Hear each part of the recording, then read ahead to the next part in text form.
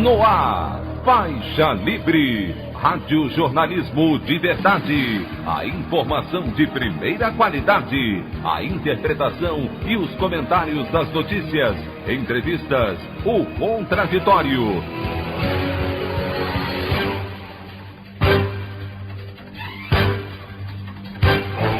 Tudo para aproximar você cada vez mais da realidade do Brasil e do mundo. Apresentação: Anderson Gomes.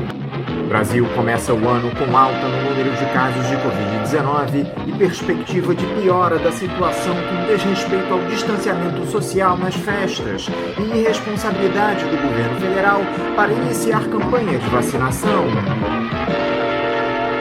Prefeito do Rio, Eduardo Paes, prevê vacina no município já em janeiro, mas diz que seguirá Plano Nacional de Imunização. Sem auxílio emergencial e plano de recuperação das empresas, a economia brasileira segue ladeira abaixo e o índice de desemprego deve seguir renovando recordes no país.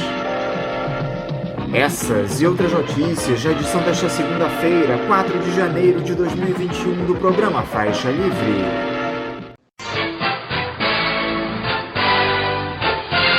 O comentário de Anderson Gomes.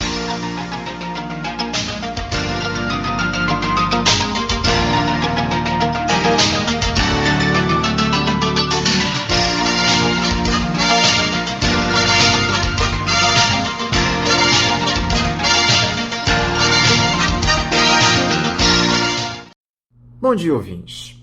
Depois desse breve período de recesso aqui no Faixa Livre, estamos de volta com nossos programas inéditos. E nessa primeira edição do ano, depois de um 2020 repleto de dificuldades provocadas pela pandemia e por gestores ineptos nos âmbitos municipal, estadual e federal, eu gostaria de, nesse espaço editorial, trazer uma palavra de esperança. Para isso, eu farei a leitura do belíssimo texto do escritor José Eduardo Agualusa, publicado na edição do jornal O Globo de 31 de dezembro. Ele diz o seguinte: Querido 2021, seja bem-vindo. Entre, a casa é sua. Se não for pedir demais, nos devolva, por favor, todos os abraços que seu prezado antecessor nos roubou. Queremos também as gargalhadas dos parentes e amigos, o livre sorriso dos desconhecidos, a brisa no rosto. Gostaríamos ainda de ter de volta a alegria das viagens, a tumultuosa euforia dos estádios e dos grandes shows, todas as tardes em que não fomos beber cerveja com os amigos no boteco da esquina. Não se esqueça de nos devolver aqueles jantares intermináveis em que discutíamos o fim do mundo e como iríamos recomeçá-lo. Hoje, que sabemos muito mais sobre o fim do mundo, essas conversas antigas me parecem todas um tanto ou quanto ingênuas. Contudo, mais do que antes, é importante conversar sobre recomeços, trocar sonhos, debater utopias. Peço em particular que nos devolva os festivais literários, dos quais em 2019 eu estava até, confesso, um pouquinho enfastiado. Durante o seu reinado, quero muito regressar a Paraty. Não posso perder a Fliaraxá, a Flup ou a Flica em Cachoeira. Eu, que não sou de futebol nem de carnaval, agora sinto ânsias de me perder entre multidões, gritando, sambando, abraçando, me descobrindo nos outros. Quero poder voltar a abraçar meus velhos pais sem medo de os contaminar. A maior invenção da humanidade não foi a roda nem o fogo. Não foi o futebol, a feijoada, o samba, o xadrez, a literatura, sequer a internet. A maior invenção da humanidade, querido 2021, foi o abraço. Olho para trás e vejo a primeira mãe, acolhendo nos braços o filho pequeno. O nosso pai primordial apertando contra o peito forte e peludo a mãe amada. Dois amigos se consolando numa armadura de afeto. Depois desses primeiros abraços, alguma coisa mudou para sempre. O mundo continuou perigoso, sim. O mundo será sempre perigoso, mas passamos a ter o conforto de um território inviolável. Foi o abraço que fundou a civilização. Com elevada estima, José Eduardo Agualusa. a opinião do Faixa Livre. Bandeirantes, 1360. Estamos apresentando Faixa Livre. Voltamos a apresentar Faixa Livre. Estamos de volta, ouvintes, com o início da edição de hoje do programa Faixa Livre, que tem na sua produção a jornalista Celeste Sintra, auxiliada pela também jornalista Natália Moraes, tendo no comando do áudio o Francisco. Meu bom dia a todos. E meu bom dia também a você, que pode aqui participar nos enviando mensagens eletrônicas para o endereço ouvinte@programafaixalivre.com.br ou ainda registrando suas participações diretamente nas nossas redes sociais. No Facebook, nossa página é o Programa Faixa Livre. No Twitter e no Instagram, para deixar o seu recado, basta seguir os perfis @PGMFaixaLivre. Lembrando que as participações por telefone estão inviabilizadas, pois durante o período da pandemia do novo coronavírus, nosso programa está sendo gravado no dia anterior à sua veiculação. Pedimos desculpas aos nossos ouvintes que costumam interagir conosco desta forma, mas foi a maneira encontrada pela equipe do Faixa Livre para mantê-los informados sobre o que acontece no país e no mundo com essa nossa visão crítica e, ao mesmo tempo, preservando a saúde dos profissionais que levam o programa ao ar.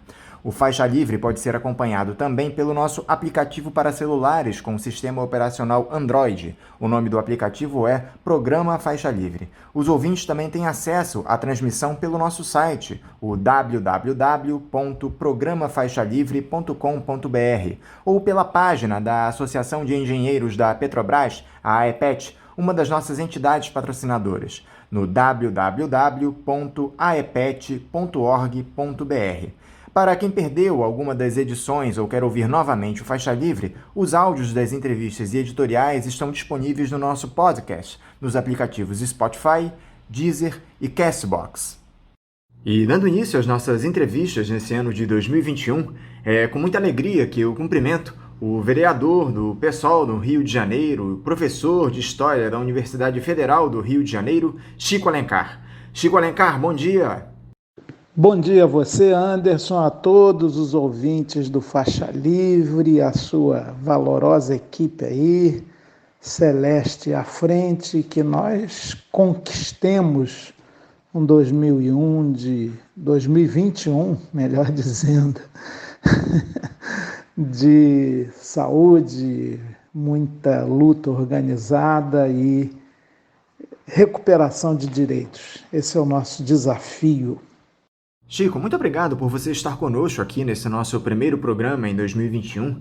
Eu quero te desejar um ótimo ano, que a gente supere todas as barreiras que foram impostas no ano de 2020, que a nossa sociedade evolua e ultrapasse esse coronavírus que está colocado aí no nosso país, com uma irresponsabilidade enorme dos nossos governantes, enfim.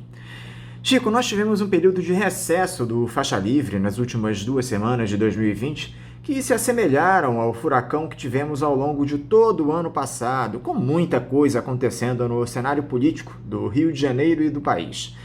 Mas antes de nós abordarmos esses temas quentes, eu quero mais uma vez te parabenizar pelo cargo de vereador que você assumiu aqui no município na última sexta-feira, dia 1º, e te questionar a respeito dos novos desafios que você vai enfrentar voltando às suas origens de vereância, o primeiro cargo eletivo que você ocupou ao longo da sua trajetória política, que iniciada lá em 1989.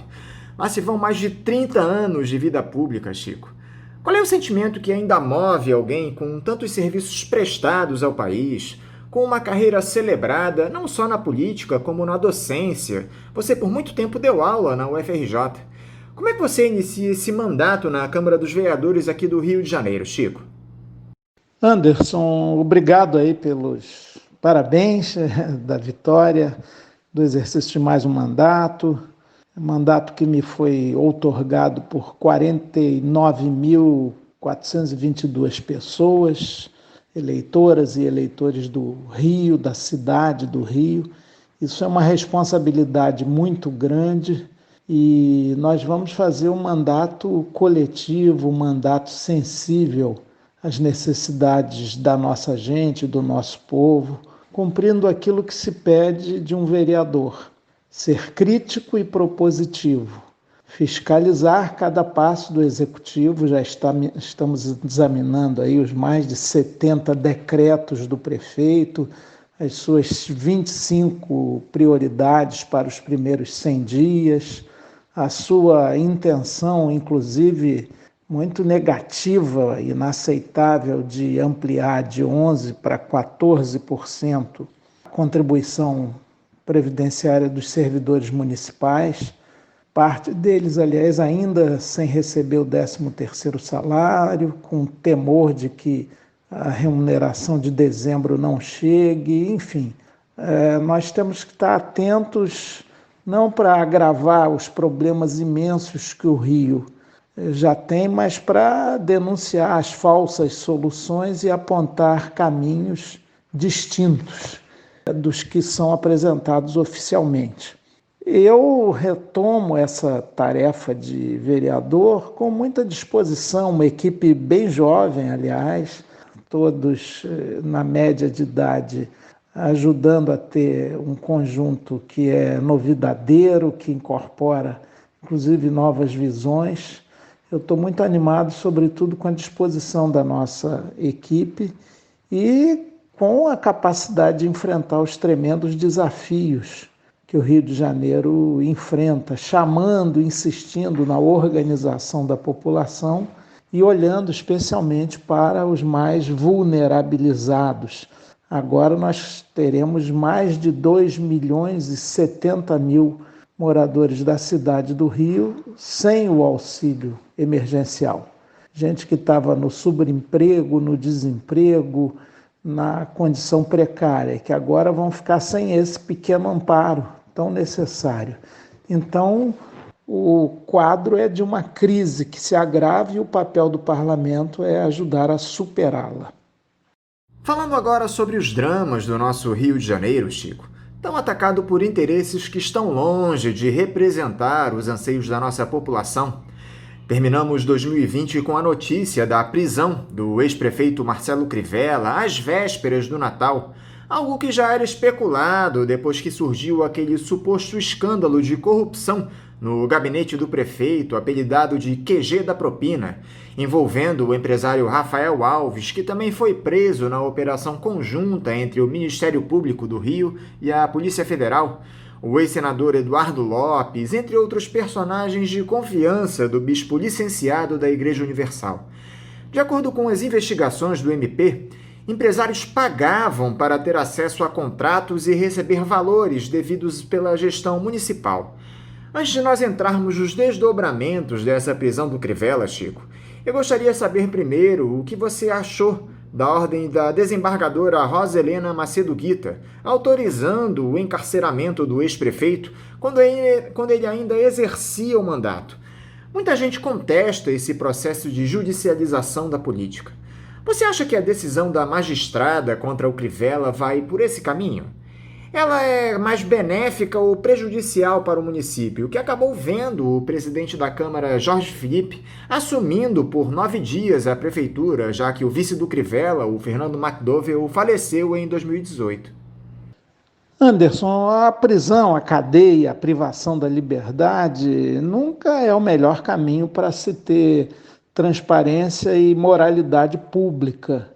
É uma medida extrema, a juíza teve lá suas razões, talvez pelo esquema das propinas, né, que notadamente um empresário, também ele preso, organizava na prefeitura pela denúncia do Ministério Público.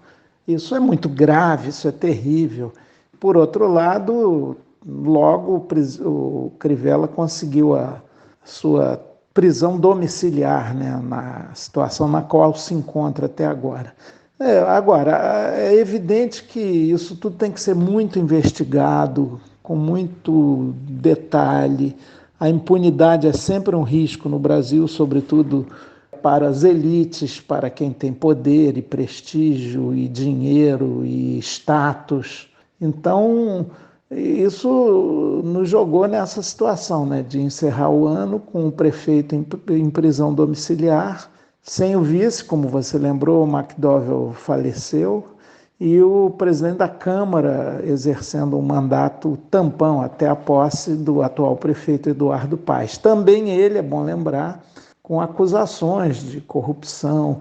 Isso tudo é muito ruim para o Rio de Janeiro, é muito incômodo. Nós temos que resgatar o Rio de Janeiro da democracia plena, da transparência dos negócios públicos, sem recorrer necessariamente à cadeia, à prisão. Isso tudo tem um apelo de mídia bastante grande, é, digamos, espetacular. Agora, não necessariamente sequer inibe os que tenham essa disposição das malfeitorias. Vide o próprio Crivella, o que se denuncia a respeito dele, depois da experiência forte e pesada do Witzel, seu aliado, que está afastado do governo, e do Cabral, que foi muito poderoso no Rio, tanto o Eduardo Paes quanto o próprio Crivella e outras figuras, o próprio PT, andaram muito vinculados a Sérgio Cabral, que foi eleito, reeleito, tinha grande amparo popular, mas, como se viu, isso está sobejamente comprovado, realizou um mar de ilicitudes e de roubalheira. Enfim, nós precisamos sair das páginas policiais e entrar nas páginas da grande política, que também não é a política fisiológica, a política menor, a política do toma lá da cá, que tem predominado e continua muito forte no nosso Rio de Janeiro. Agora, Chico, o detalhe é que o Rio de Janeiro encerrou 2020 sem nenhum dos políticos eleitos para cargos majoritários exercendo o mandato, porque o governador Wilson Witzel também está afastado naquele processo de impeachment que, aliás, foi suspenso temporariamente pela comissão que o julga lá no Tribunal de Justiça. Qual é a percepção que o eleitor tem ao ver que sua escolha nas urnas é violada por decisões políticas e judiciais?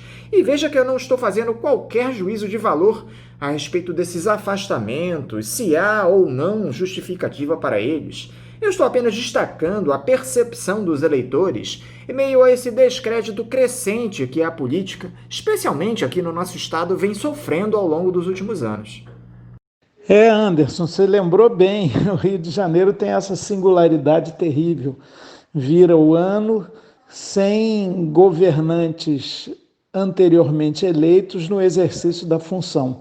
E olha que houve duas tentativas de CPI para se aferir no meio mais correto, que é a Câmara, o Poder Legislativo, as denúncias de corrupção contra Crivella, ambas barradas por uma maioria e na base de oferta de cargos no governo, da pequena política fisiológica. Eu acrescentaria nesses cargos majoritários a situação de Flávio Bolsonaro, eleito senador em 2018, com uma votação muito expressiva, que está aí, sob investigação, com denúncias pesadíssimas, fazendo de tudo para escapulir dessas investigações, o seu pai, presidente da República, também operando nesse sentido, espúrio, e o outro eleito que faleceu, senador Harold de Oliveira. Ou seja, há uma quadra muito pesada, muito negativa no Rio de Janeiro. Agora, a grande lição que a gente tem que tirar disso é sobre a qualidade do voto da população. Todos esses governantes afastados, presos, sob investigação, foram eleitos pela população.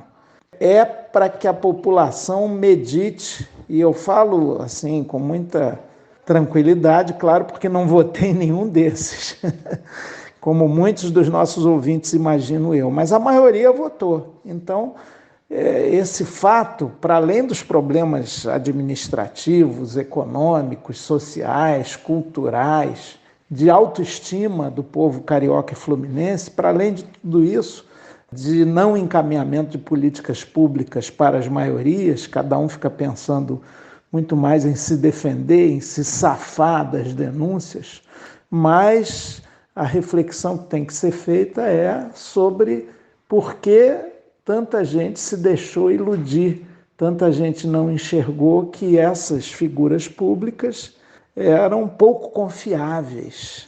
Vamos ver se a gente aprende, pelo menos nas próximas eleições, a acertar melhor, não errar tanto e ouvir aqueles que trazem denúncias e contestações sobre pessoas que postulam funções públicas.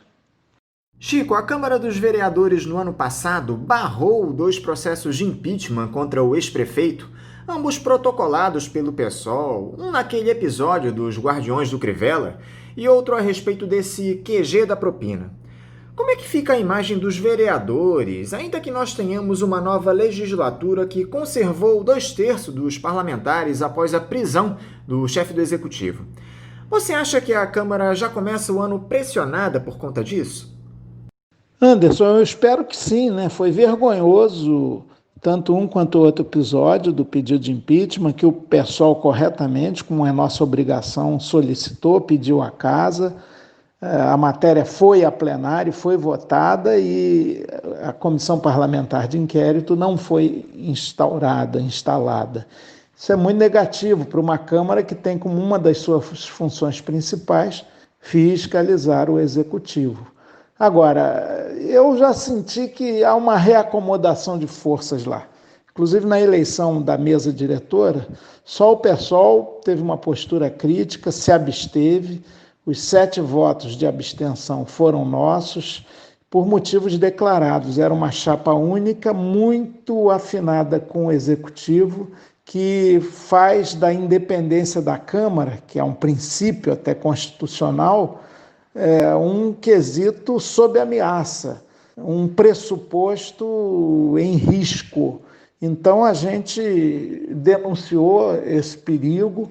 O nosso voto de abstenção foi uma posição política, fizemos uma nota a respeito, e eu já vejo que mesmo vereadores reeleitos que eram muito ligados ao prefeito Crivella já estão namorando o governo Paz, já estão querendo fazer a única coisa que eles sabem fazer, que é se adaptar ao governo de ocasião, ao governante de plantão. Isso é muito ruim para a democracia, isso é muito ruim para a implementação de políticas públicas necessárias para as maiorias. Tudo fica nesse duto do toma lá da cá, da política menor, do acerto. Então nos dá subprefeitura, nos dá regiões administrativas. Isso vai amesquinhando a política a ponto de inviabilizar grandes linhas de interesse popular. Agora, a gente está lá para denunciar essa postura e para cobrar elevação do debate político, para cobrar responsabilidade social dos vereadores, para denunciar eventuais vínculos espúrios que eles possam ter, inclusive com as milícias, algo que parece que ninguém quer tocar, é um assunto tabu. Temos que estar lá, inclusive, para honrar, é bom lembrar disso, com saudade e vigor, a ex-vereadora Marielle Franco, que se não fosse tirada de maneira tão bárbara da vida, um crime político, covarde, até hoje não plenamente elucidado, que a vitimou junto com Anderson Gomes, seu motorista, na ocasião, mas nós temos lá essa missão de honrar a grandeza de Marielle Franco e, de alguma maneira, fazer com que ela esteja presente em cada palavra nossa, em cada iniciativa legislativa, em cada pedido de CPI, em cada posição nas comissões da Câmara que serão montadas em fevereiro. Marielle vive, Marielle é vereadora conosco. Aproveitando, Chico, para falar agora justamente sobre essa nova legislatura, em meio a esses escândalos no município e também a crise de saúde por conta da pandemia de Covid-19. Quais devem ser as primeiras medidas que a Câmara deve tomar diante do cenário caótico que temos aqui no Rio de Janeiro? E as suas iniciativas nesse início de mandato, Chico, quais serão?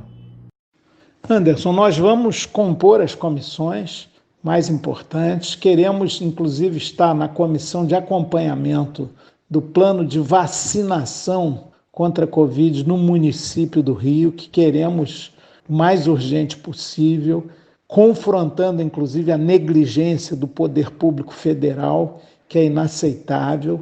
Essa é a nossa prioridade, a questão da saúde pública, e nesse caso seremos liderados pelo nosso combativo vereador da nossa bancada do PSOL, Paulo Pinheiro, muito justamente reeleito, mas nós vamos exigir que essa vacinação seja acelerada, que haja todo o material e toda a infraestrutura. A prefeitura sozinho não pode tudo, não pode levar para frente esse programa, mas nós seremos um elemento de pressão para cobrar a integração tanto do governo estadual quanto do governo federal nessa urgentíssima campanha de vacinação.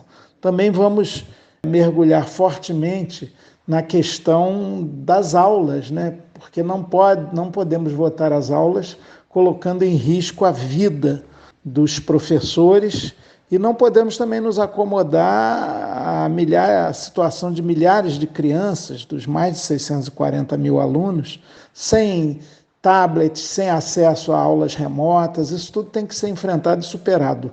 2021 tem que ser um ano de recuperação da dinâmica letiva, mas preservando-se a saúde de professores, pessoal administrativo e dos próprios alunos e seus pais. Educação e saúde, ou melhor, saúde e educação, serão as nossas prioridades, combatendo também qualquer tentativa de melhoria da situação fiscal do Rio, que é de fato problemática, através de sobretaxação de servidores municipais. Isso nós não aceitaremos. Você vê na figura do Eduardo Paes, com o secretariado que ele nomeou e essas primeiras medidas anunciadas na prefeitura, o político certo para a superação desses problemas todos que nós temos no município, Chico? Como é que você observou o discurso do prefeito na cerimônia de posse? Vale lembrar que o Eduardo Paes, assim como o Crivella, responde a processos judiciais, tanto que o ex-prefeito dizia na época da eleição que ele seria preso durante o mandato. Anderson, eu não vejo nunca um político certo na hora certa. Eu vejo movimentos certos, coletivos, um sujeito, portanto, comum, gregário, num determinado momento histórico para superar mazelas, crises, dificuldades.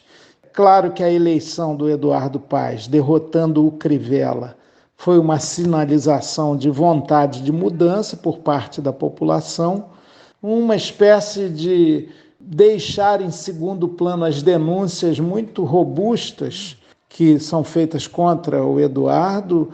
Ele, é bom lembrar, ele é mais do que investigado, ele é já réu em alguns processos do velho esquema, das propinas, das empreiteiras, do PMDB, que foi o partido dele.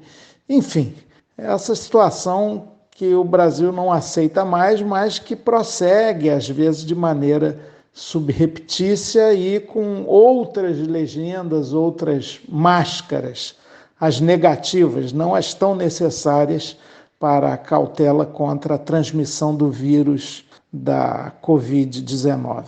Mas, então, eu vi, na verdade, o Eduardo Paes falou que ia fazer um governo disruptivo e de novidades, exaltando muito a jovialidade do seu secretário, isso é fato. Agora, um disruptivo que não fala de questões centrais da cidade, como o empoderamento popular, o chamamento à participação permanente da população, uma nova linguagem, uma nova forma de fazer política mais abertamente democrática, o enfrentamento às milícias. Ele não falou disso no seu discurso de posse, embora nós saibamos que não cabe à prefeitura a política de segurança pública, mas ela pode e deve, tem a obrigação de entrar com seus aportes específicos nessa questão de domínio territorial por grupos armados. No Rio de Janeiro isso é extremamente forte, não há cidade no Brasil onde haja mais poder como esse, paralelo.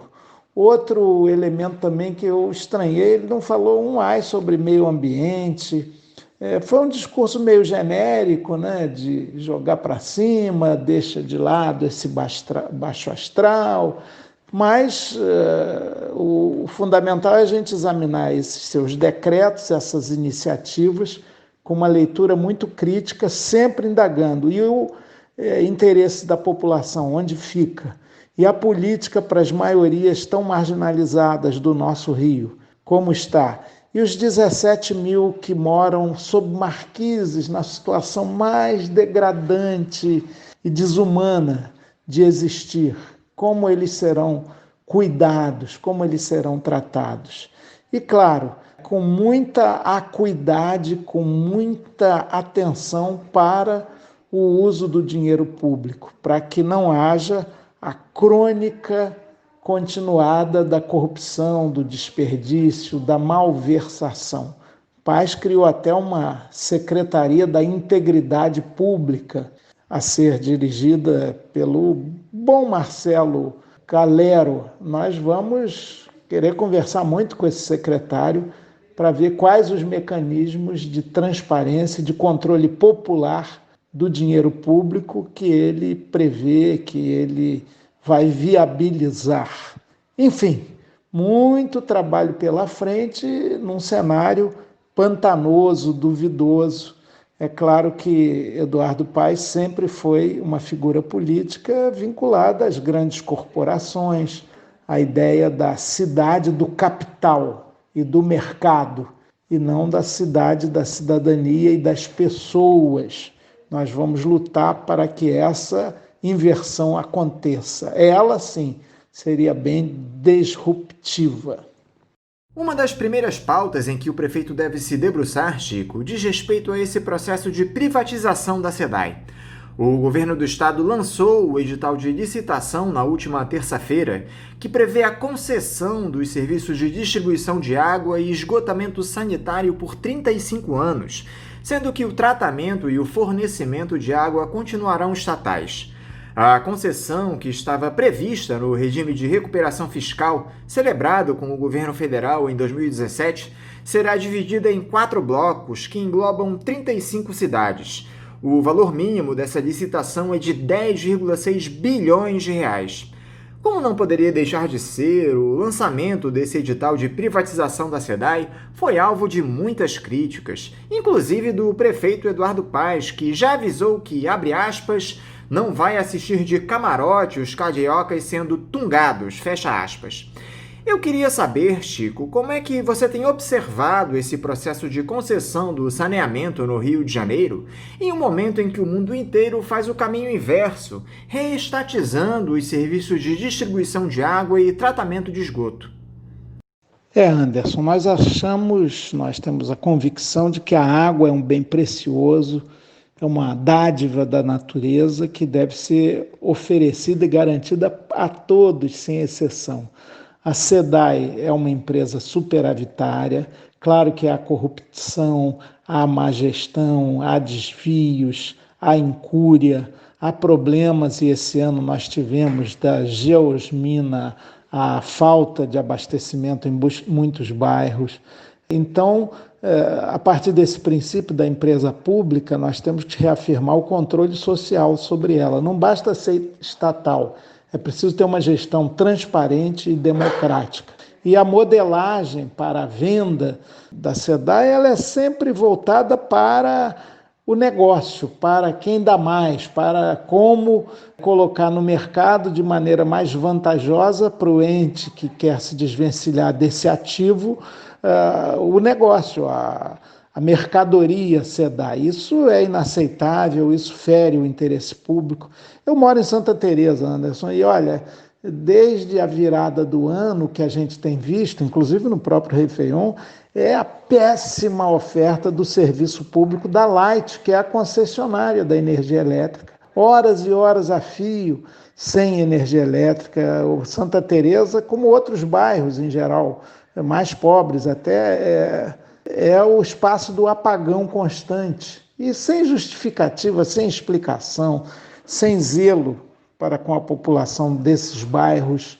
Inclusive, a gente sabe, se fosse num bairro como Ipanema, ou Leblon, ou mesmo Laranjeiras, a prestação do serviço seria muito mais ágil, a correção de eventuais falhas seria muito mais eficaz.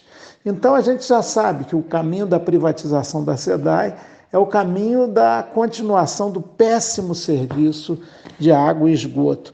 Não é um dogma religioso, não pode privatizar absolutamente nada. Nós temos como foco, sobretudo, o interesse da população.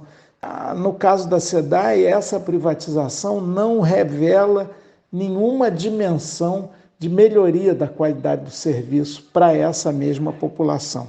Por isso o Eduardo Paes já fez essa bravata aí de que não aceitaria que o rio fosse tungado, mas a gente sabe que essas pessoas muitas vezes, diante do todo-poderoso mercado e de empresas fortes que entrem no jogo e no leilão, elas mudam de opinião, elas se acomodam a essa realidade que consideram a única, que é a realidade do mercado total. E, nesse caso, o interesse público, o bem comum, fica secundarizado. Nós não temos interferência direta como vereadores nessa questão, mas vamos zelar para que os serviços de água e esgoto à população carioca sejam assegurados sem que esses bens comuns virem mercadoria, ou seja, tenhamos que pagar ainda mais por eles, que é o que está no cenário, é o que está no horizonte. O que é que o prefeito Eduardo Paes e a própria Câmara dos Vereadores podem fazer para evitar essa privatização da SEDAI, Chico? Vocês da bancada do PSOL já chegaram a debater medidas para frear o ímpeto dos entreguistas? Anderson, o que o prefeito pode fazer era se opor fortemente a essa iniciativa, mas isso ele não fará, na medida que ele também reza pela cartilha neoliberal privatizante, então não tenho ilusões de que ele vá se opor fortemente a isso. Se vier para essa posição, terá o nosso pleno e integral apoio. Nós entendemos que só se evitará a venda da SEDAI na Bacia das Almas se houver uma forte, uma intensa mobilização popular. Sem isso é impossível. E claro, isso não está no horizonte, digo isso com tristeza. E não só em função da pandemia, que pede, nessa sua segunda onda, isolamento, o mínimo de aglomeração. Então a gente está de mãos e pés atados nesse sentido, mas eu diria que mesmo antes da pandemia, porque a história da privatização da SEDAI vem de longe, as tentativas vêm desde o tempo do então governador Marcelo Alencar, mas a mobilização sempre ficou um pouco aquém da necessidade para barrar esse processo. Parece que a população não entende muito essa ideia da água como um direito elementar, do esgotamento sanitário, que falta, aliás, em 49% das residências brasileiras, como também algo essencial à vida e à própria saúde.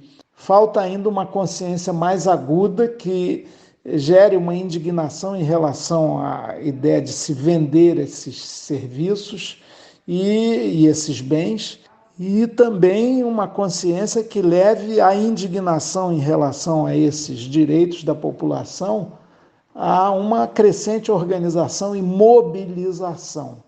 O que a bancada do PSOL vai fazer é insistir, persistir e não desistir na necessidade da defesa mobilizada, ativa de uma SEDAI pública voltada para a coletividade.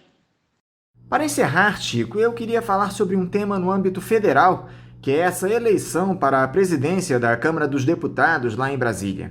Os partidos de oposição ao Jair Bolsonaro acabaram apoiando a chapa do deputado Baleia Rossi, do MDB, articulada pelo atual presidente da Casa, Rodrigo Maia, para evitar que o candidato do chefe do Executivo, o Arthur Lira, do Progressistas, conquiste a vitória. A discussão que se estabeleceu se deu em torno do dilema entre negociar cargos na mesa diretora da Câmara com um parlamentar de direita que apoiou o impeachment de Dilma Rousseff em busca de representatividade e poder de negociação em relação a determinadas pautas, como a privatização das nossas estatais, e de se marcar posição com uma candidatura própria que fatalmente seria derrotada. Você que por muito tempo esteve na Câmara dos Deputados, como analisa essa situação, Chico? Nesse momento, o melhor é atuar com pragmatismo e apoiar alguém que, de alguma forma, se opõe ao bolsonarismo, mesmo que esteja em total acordo com as pautas neoliberais, ou lançar uma chapa de esquerda independente para concorrer à presidência da Casa do Povo? Anderson, falando da minha experiência lá durante 4 mandatos, 16 anos, eu próprio fui candidato à presidência da Câmara por 2 vezes, nossa companheira do PSOL, Luísa Erundina, também, nosso companheiro Marcelo Freixo também, em chapa, em candidaturas colocadas para marcar posição, porque há um esquema predominante que é hegemônico na Câmara Municipal, que é do neoliberalismo econômico, que é da privatização ampla, geral e restrita, que é do fisiologismo do toma lá da cá, que é do sistema, da reprodução do sistema e do status quo.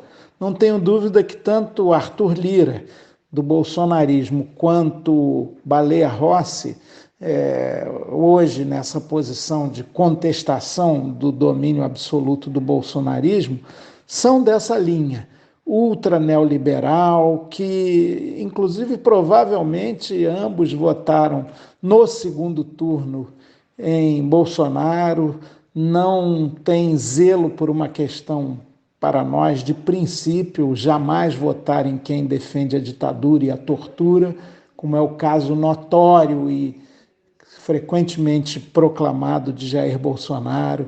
Então, tem um quê de farinha do mesmo saco nessas 2 candidaturas. Sempre que nós colocamos as nossas candidaturas alternativas para marcar posição, disputando a presidência da Câmara, nós víamos um cenário que poderia levar a um segundo turno. É verdade que a conjuntura mudou. Hoje o bolsonarismo, com seu viés neofascista, avassala tudo, é muito violento e virulento. Então, a questão a se discutir, e nós ainda estamos buscando uma reunião do Diretório Nacional do PSOL para definir, foi o único partido que não se posicionou a favor de uma ou de outra candidatura. Estamos ainda em discussão, inclusive sobre lançar uma candidatura que teria pouquíssimos votos, mas a questão é saber se essa eleição já vai ser definida no primeiro turno. Se a gente tivesse certeza de 2 turnos, eu não tenho dúvida alguma de que o fundamental seria lançar uma candidatura alternativa para denunciar o sistema, a degradação política e os aliados tácitos do bolsonarismo, que são aqueles que a eles se juntam na pauta econômica ultra neoliberal, que o Guedes lidera e que Rodrigo Maia quer implementar também. Mas não está dado que teremos 2 turnos.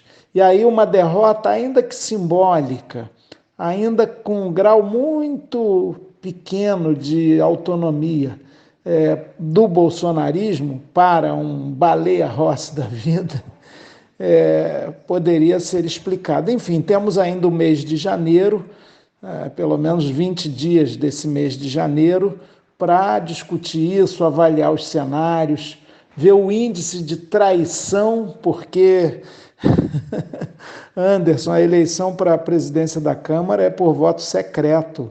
Então, o PSB mesmo, o Partido Socialista Brasileiro, já anuncia defecções e traições em relação a esse bloco supostamente contra Bolsonaro, com deputados do PSB anunciando o voto em Arthur Lira.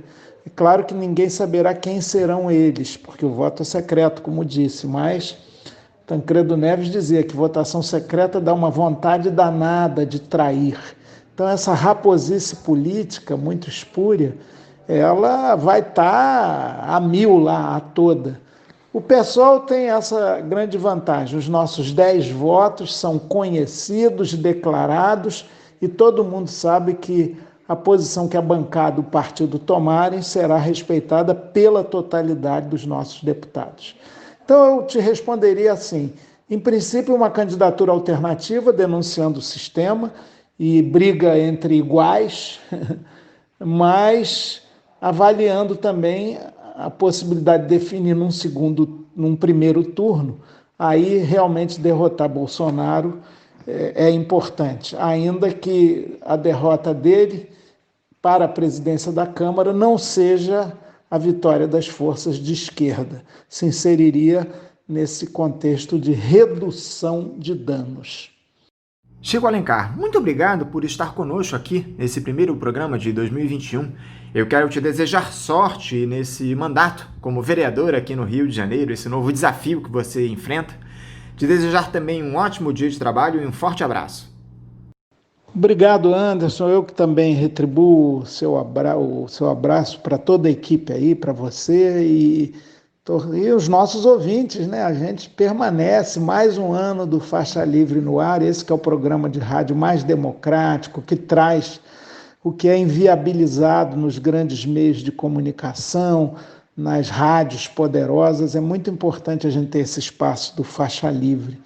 Eu queria deixar com vocês um alento que recebi de ninguém menos que a grande atriz Fernanda Montenegro, minha amiga, que mandando a mensagem de Ano Novo falou: Chico, pelo menos 2020 termina com 0 e 21 é 1, então 1 é muito mais do que 0.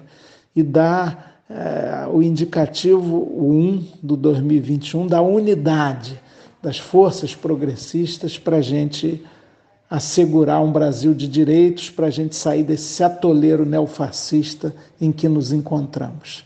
Vamos juntos, meus amigos, vamos em frente, vamos mantendo acesa a chama da esperança. Muito obrigado, que Deus e todos os orixás nos ajudem, se a gente ajudá-los, com organização, luta e consciência. Bom dia a todos. Conversamos aqui com o vereador pelo PSOL no Rio de Janeiro e professor de História da Universidade Federal do Rio de Janeiro, a UFRJ, Chico Alencar. Vamos agora ao nosso primeiro intervalo. Voltaremos já já. Voltamos a apresentar Faixa Livre. Já voltamos, ouvintes, e agora eu saúdo o professor de Economia da Universidade Federal Fluminense, a UF, Vitor Araújo. Vitor Araújo, bom dia. Bom dia, Anderson. Eu mando agora minha saudação para você, para os ouvintes do programa Faixa Livre e também para a produção do programa, a Celeste e a Natália. Vitor, muito obrigado por estar conosco nesse primeiro programa do ano. Eu quero te desejar um 2021 repleto de alegrias, com muitas conquistas, que o nosso país possa superar essa complicada situação econômica que atravessa, mas também a pandemia do nosso coronavírus. Vitor, nós começamos 2021 ainda pensando nos efeitos deixados pelo ano que passou. A nossa economia, que teve queda vertiginosa nos últimos 12 meses, especialmente por conta da pandemia, mas não só por ela, evidentemente, tivemos uma série de escolhas equivocadas dos neoliberais comandados pelo Paulo Guedes, que já apontavam para um cenário, no mínimo, de estagnação no nosso país. Tem um enorme desafio esse ano, que é o de recuperar as perdas provocadas pela Covid-19. Só que o panorama é caótico, o desemprego segue em alta, bem como a precarização do trabalho, o auxílio emergencial, que ainda mantinha uma certa capacidade de consumo para boa parte da nossa população, foi encerrado em dezembro. A inflação subiu nos últimos meses, especialmente por conta dos itens da cesta básica. O salário mínimo terá um aumento irrisório, ou seja, as perspectivas são as piores.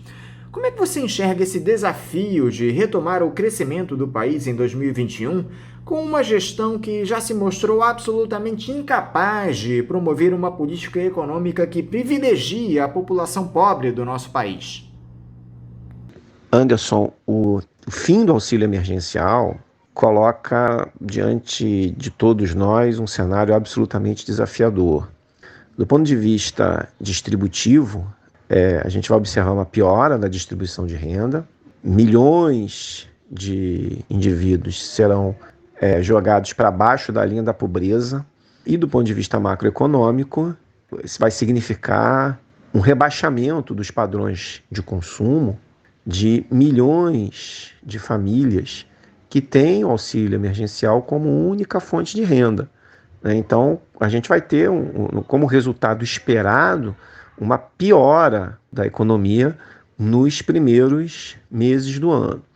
É bem verdade que, por outro lado, o fim do auxílio emergencial, do ponto de vista macroeconômico, vai ser compensado pelo fim da vigência da medida provisória, aquela que permitia a redução dos salários e da jornada dos trabalhadores seletistas. A gente pode falar disso mais tarde, mais adiante, né, sobre os efeitos, né? Então, isso vai ser, em parte, vai compensar o fim do auxílio emergencial, mas o cenário continua sendo muito ruim. Por outro lado, a agenda da equipe econômica parece muito desconectada das necessidades mais urgentes que o sistema econômico vai nos colocando, né? Qual é a agenda da equipe econômica?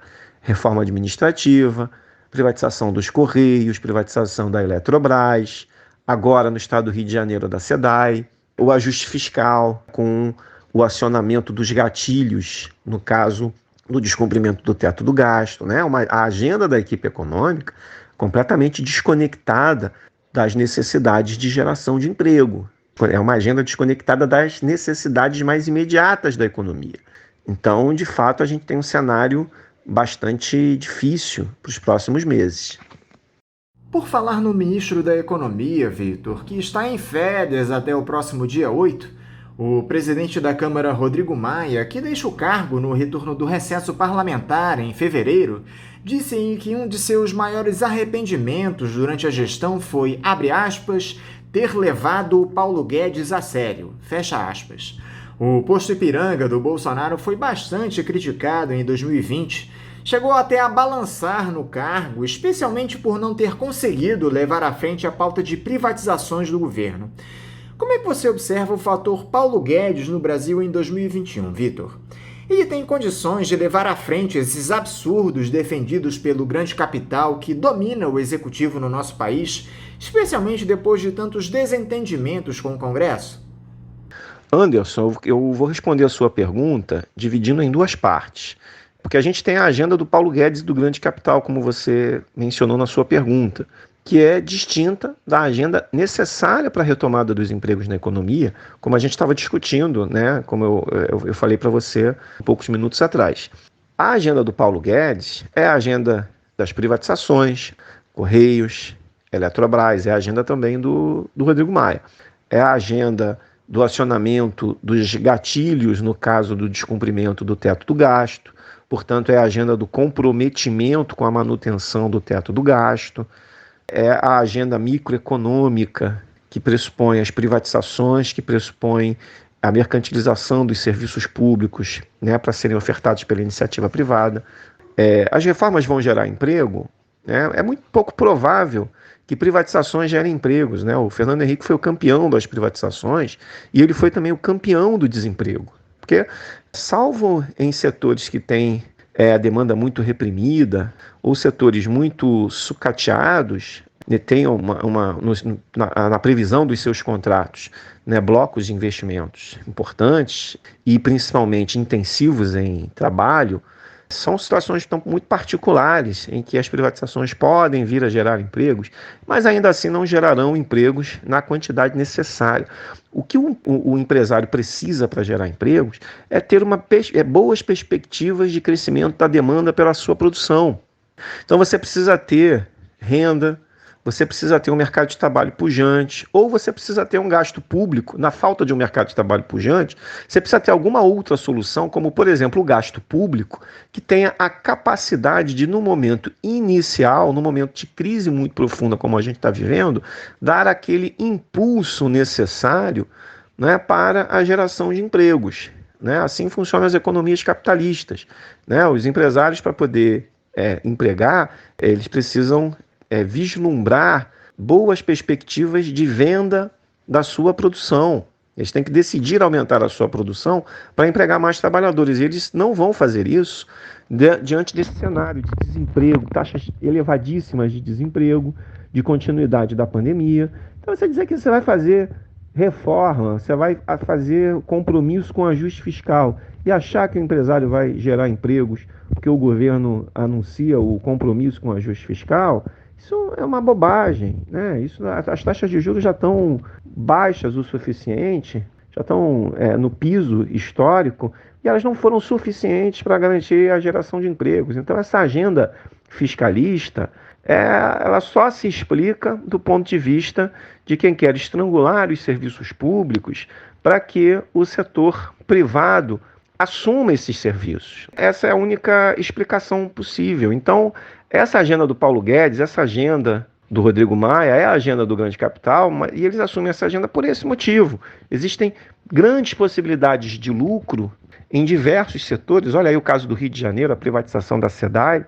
Então, são muitas possibilidades de lucro que estão associadas a essa agenda fiscalista, essa agenda do ajuste fiscal, essa agenda que está perdurando já por muitos anos, que é a agenda do grande capital, do Paulo Guedes, do Rodrigo Maia, mas que não é a agenda da geração de empregos. Eles dizem que é a agenda da geração de empregos, eles dizem que isso é necessário, porque eles precisam legitimar essa agenda perante a opinião pública. Mas, na verdade, não é essa agenda que vai retomar o emprego. Essa agenda aí do Paulo Guedes e do Rodrigo Maia é a agenda que vai postergar, vai prorrogar, vai estender o período de crise econômica, essa depressão econômica pela qual nós estamos passando nos últimos anos. Um dos últimos indicadores divulgados em 2020, Vitor, foi o índice de desemprego no país no terceiro trimestre, que ficou em 14,3% de acordo com o IBGE, o que representa 14 milhões e 100 mil brasileiros desocupados. Esse número foi levemente inferior ao levantado nos 3 meses anteriores, que foi de 14,6%. Isso significa que a recuperação esperada pelo governo no período em que houve uma queda no número de casos de Covid-19 se frustrou.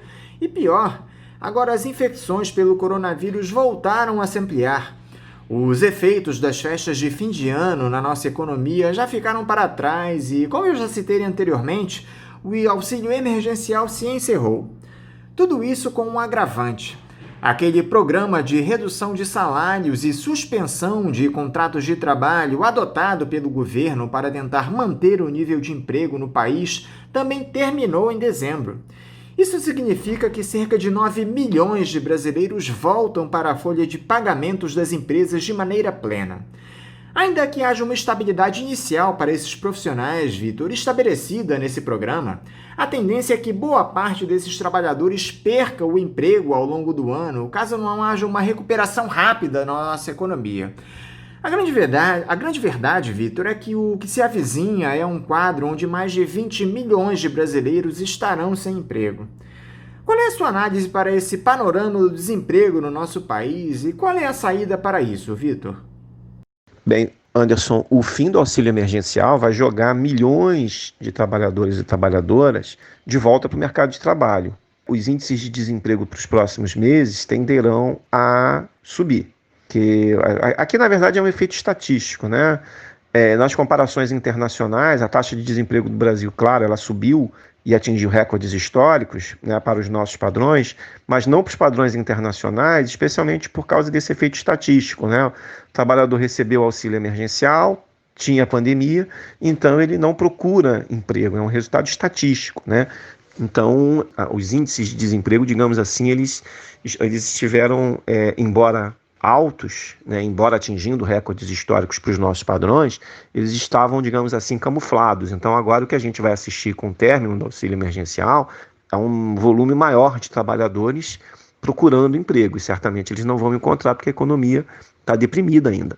Do ponto de vista agregado, do ponto de vista macroeconômico, especialmente do consumo agregado, o fim do auxílio emergencial será parcialmente compensado por esse efeito que você mencionou, não é? Dos trabalhadores que tiveram seus contratos de trabalho interrompidos ou os seus salários reduzidos junto com suas jornadas, né? Eu estou me referindo aos trabalhadores formais, seletistas, né? Daquelas empresas que aderiram aos efeitos da medida provisória que permitiu essa redução de salários. Agora a sua vigência se encerra agora em dezembro, então esses trabalhadores terão novamente seus salários, eles voltam ao antigo patamar. Então tem uma majoração aqui do salário desses trabalhadores, isso possivelmente vai compensar parcialmente. Mas a gente está falando ali de 40 milhões de trabalhadores que deixam de receber auxílio emergencial e talvez um universo aí aproximado de 9 milhões de trabalhadores que voltam a receber o salário antigo, né?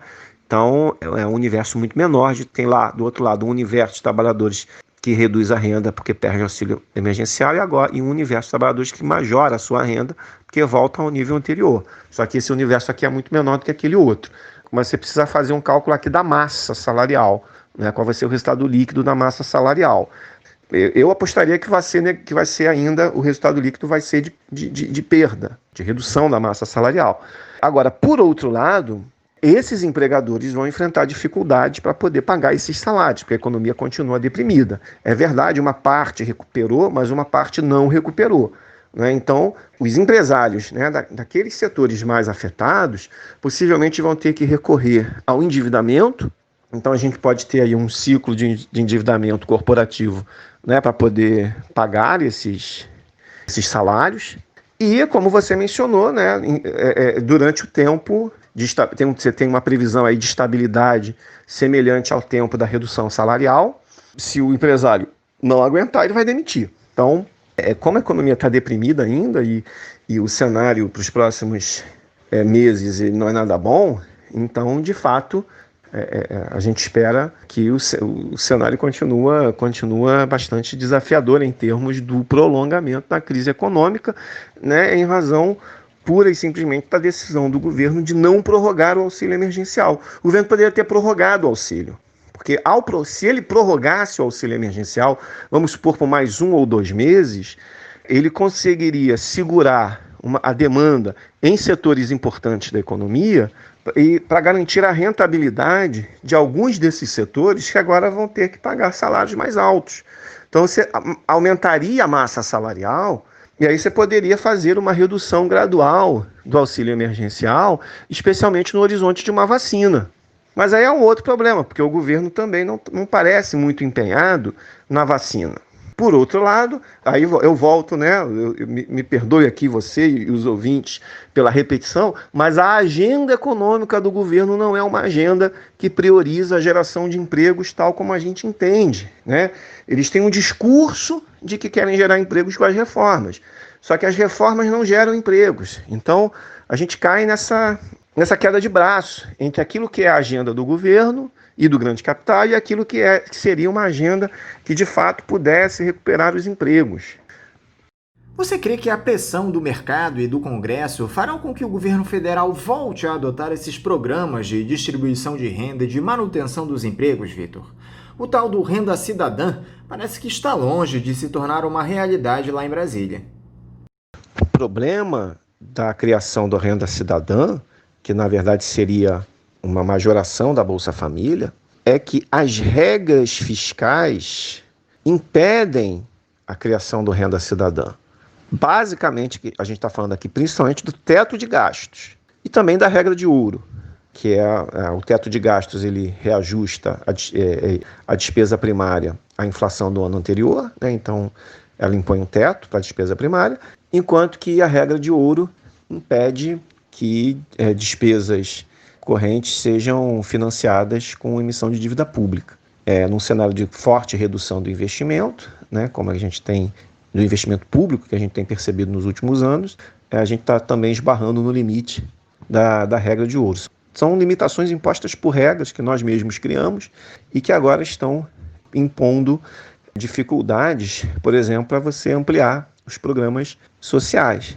Eu não sei se é só uma situação aqui de pressão do Congresso Nacional, porque para você fazer a renda cidadã, você tem que estourar o teto de gastos. Das duas, ou uma emenda constitucional que derrube o teto de gastos, ou então é a prorrogação do orçamento de guerra, né, que o Rodrigo Maia já rejeitou, e ao que tudo indica, parece que a equipe econômica também me parece que tem rejeitado também essa solução. Resta saber qual é a solução do Bolsonaro. Por enquanto, o Bolsonaro tem cedido ao Paulo Guedes, mas a gente não sabe até quando, especialmente porque a fórmula, a agenda do Paulo Guedes é a agenda da extensão da crise econômica, não é a agenda da recuperação. Vai chegar um momento que o próprio Bolsonaro pode começar a entender que a sua reeleição esteja sob risco, caso os resultados econômicos não venham a tempo. Então, é preciso acompanhar o desenrolar dessa história. O grande problema, Victor, é que o Tesouro já avisou que o espaço para a retomada desses programas de auxílio à economia é reduzido, porque o rombo das contas públicas se aproximou dos 700 bilhões de reais até novembro do ano passado. A previsão é de que nós chegássemos ao fim de 2020 com uma dívida que equivale a 91% do nosso PIB. Os neoliberais resistem a essa estratégia de ampliar o endividamento, só que quem sofre com isso é o trabalhador da base da pirâmide. Explica aqui para os nossos ouvintes, por favor, Vitor, qual é o risco de se ampliar esse endividamento e se há uma alternativa a isso? Muito boa essa pergunta, Anderson. Obrigado por fazê-la, porque a gente pode esclarecer alguns aspectos aqui para os nossos ouvintes. A nossa dívida pública, ela é interna e denominada na nossa própria moeda, A gente tem uma parte da dívida que é externa, mas a nossa dívida externa líquida do setor público é negativa, por causa das reservas internacionais. Então, o resumo da ópera é o seguinte: nós não temos a exposição zero da dívida pública à taxa de câmbio. A nossa dívida ela é em reais. E quem emite reais? Quem emite real é o Banco Central, é o governo brasileiro. Não faz sentido, não faz nenhum sentido supor que o governo que emite a moeda dependa da disposição do setor privado que não emite moeda emprestar para o governo poder gastar, ou ter que pagar imposto para o governo poder gastar. Isso não tem o menor sentido, isso. Então, nós não temos limite para o crescimento da dívida interna. Temos limite para o crescimento da dívida externa. É o que nós vivenciamos na década de 80. O Brasil quebrou porque a nossa dívida era externa. E ainda assim quebrou porque teve aumento das taxas de juros lá do Paul Volcker, aquele aumento espetacular da taxa de juros.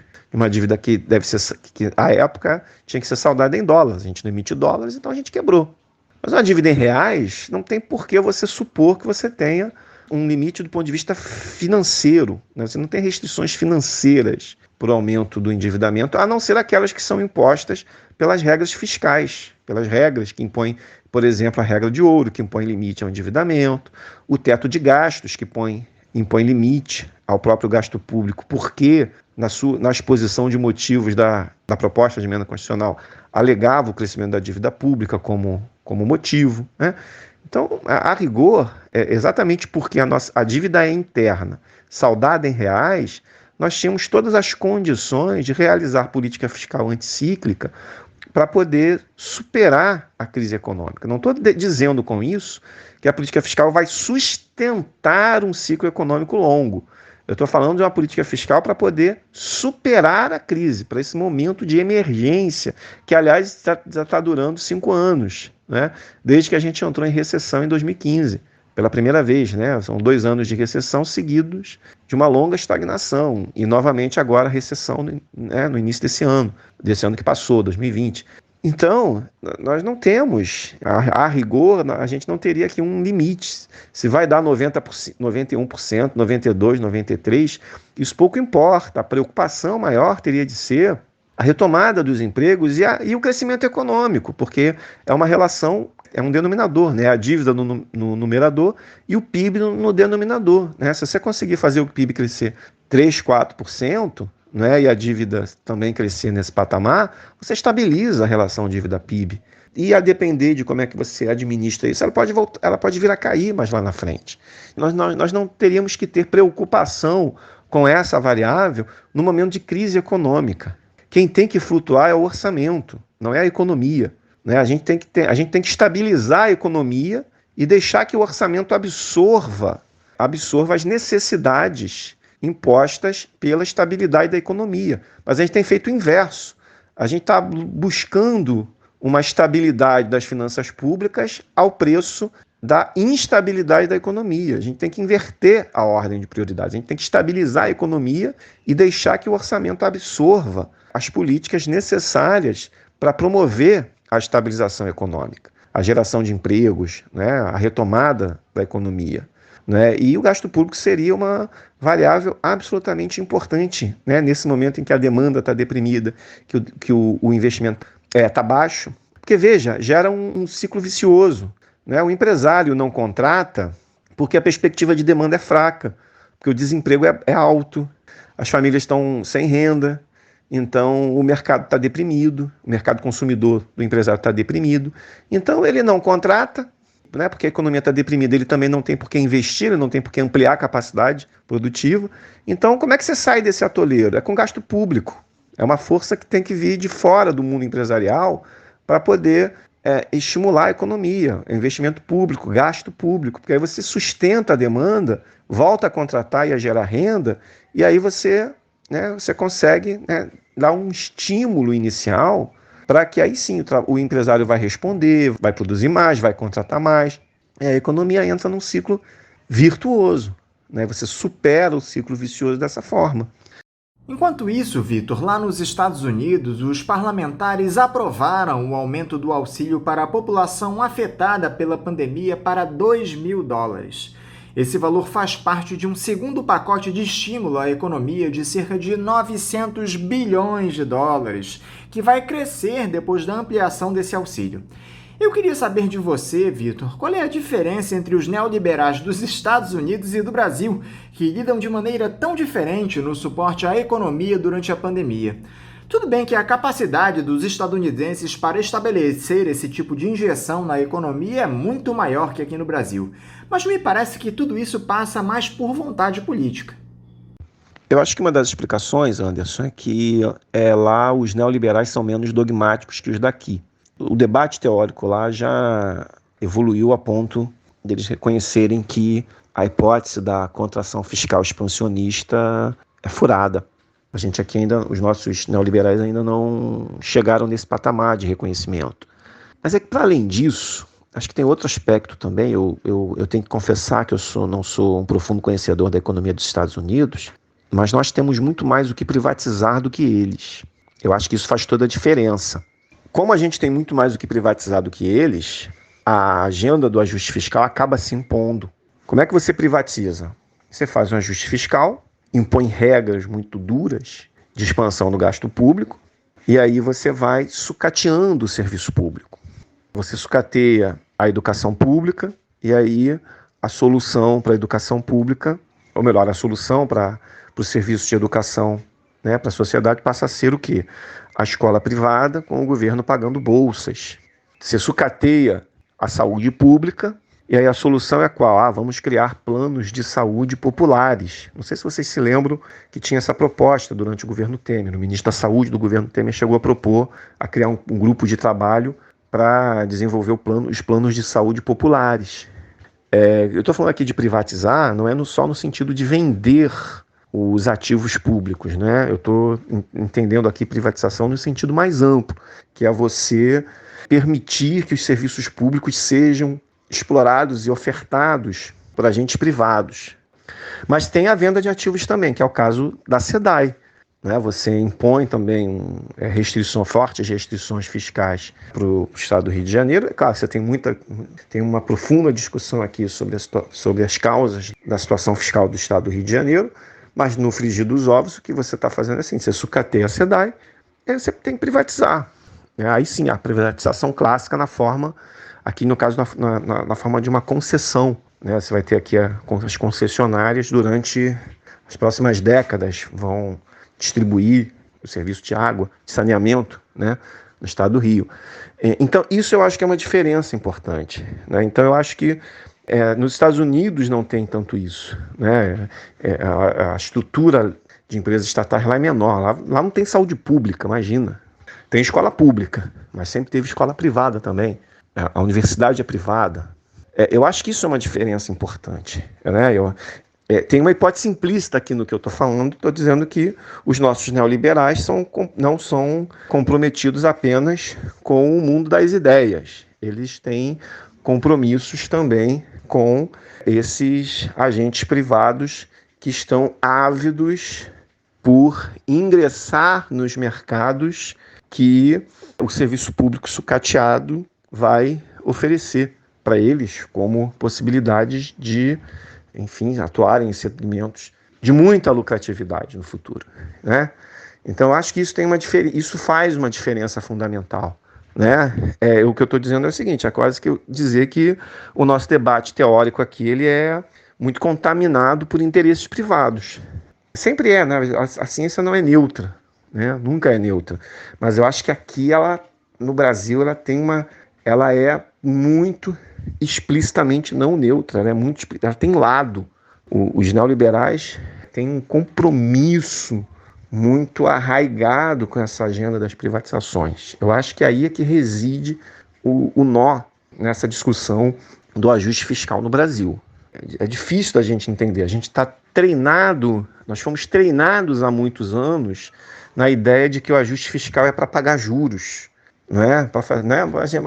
A gente faz déficit primário desde 2014 e os juros continuam sendo pagos. Não é isso, né? O ajuste fiscal é para privatizar. O ajuste fiscal é para reduzir a ação do Estado e introduzir cada vez mais a ação dos agentes privados em todos os campos da vida econômica. Isso diferencia os nossos neoliberais dos neoliberais lá de fora. Vitor Araújo, muito obrigado por mais uma vez você dialogar aqui conosco no programa. Mais uma vez eu quero te desejar um ótimo ano de 2021, que você tenha um bom dia de trabalho e um forte abraço. Anderson, meu caro, eu é que agradeço a você, a produção do programa Faixa Livre, aos ouvintes, e eu quero desejar a todos vocês também um feliz 2021 e vamos para as lutas. Esse tem que ser um ano de lutas. Um forte abraço para todos vocês.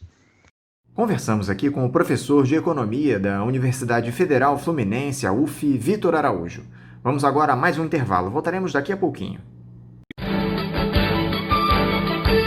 Voltamos a apresentar Faixa Livre. Já voltamos, ouvintes, e agora eu cumprimento o professor de História Contemporânea da Universidade Federal Fluminense, a UF, Bernardo Kocher. Bernardo Kocher, bom dia. Bom dia, Anderson. Bom dia, ouvintes do Faixa Livre. Feliz Ano Novo e boa vacina para todos. Bernardo, muito obrigado por mais essa entrevista para nós aqui no programa. Um ótimo ano de 2021 para você. Que ele seja muito melhor que esse ano triste de 2020 que nós tivemos. Mas, Bernardo, 2021 se inicia com uma série de problemas para o Brasil no cenário internacional. Não bastasse os efeitos da pandemia de Covid-19, o nosso quadro de isolamento se amplia. O governo Bolsonaro, com sua total incapacidade no campo da diplomacia, começa o ano com relações estremecidas com os Estados Unidos, a China, a Argentina e a União Europeia, que juntos corresponderam a 61% das nossas exportações em 2020. Você vê alguma possibilidade de o Brasil reestabelecer as relações com todos esses países durante o ano? É possível que haja um choque de realidade nessa turma do Jair Bolsonaro?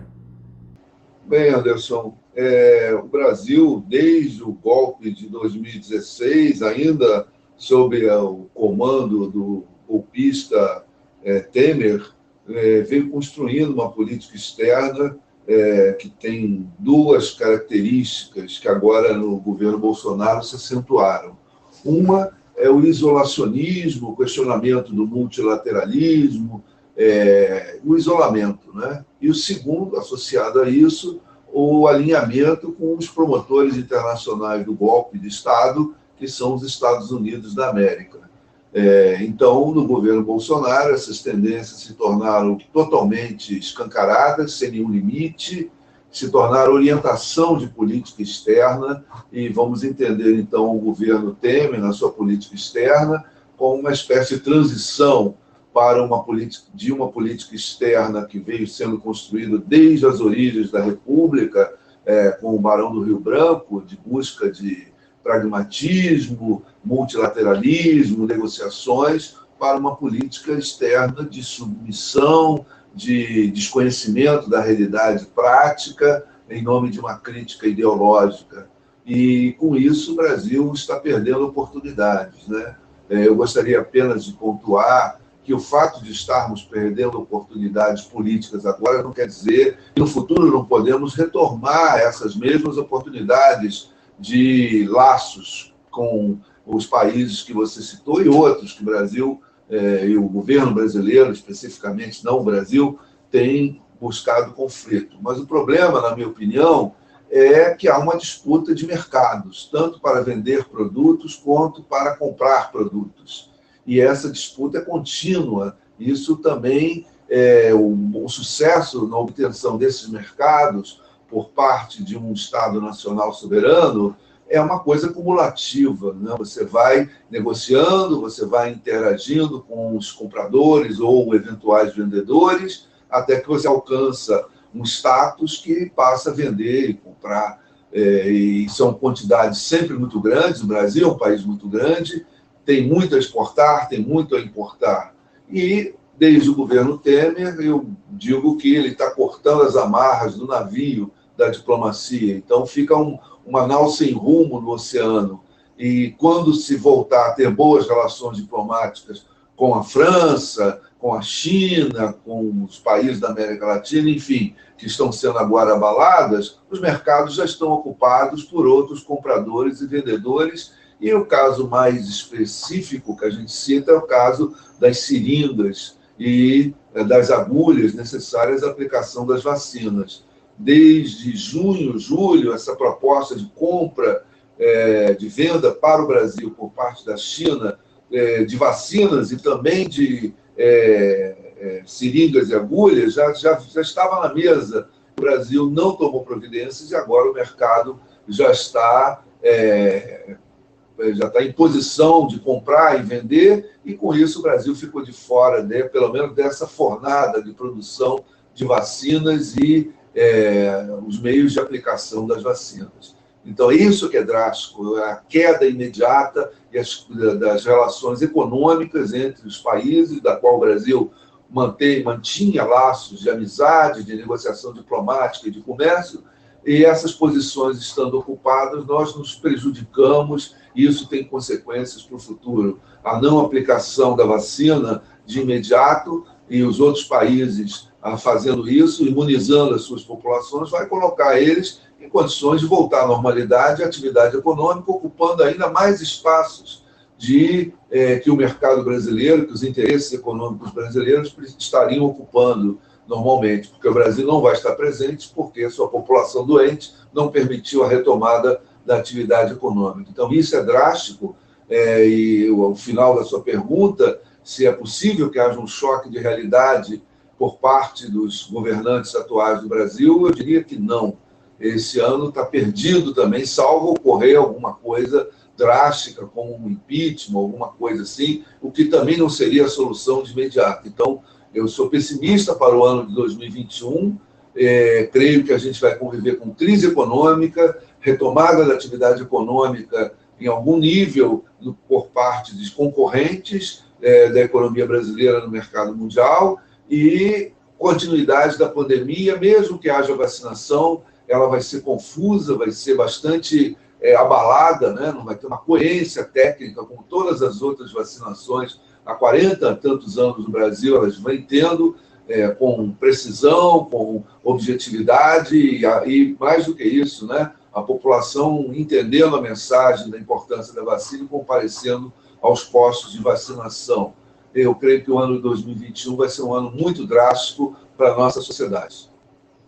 E como fica a situação do ministro Ernesto Araújo depois daquela derrota histórica que o Senado estabeleceu a ele, rejeitando a indicação do embaixador Fábio Marzano para ocupar a posição de delegado permanente do Brasil nas Nações Unidas, em Genebra? Você acha que o chanceler se mantém no cargo em 2021?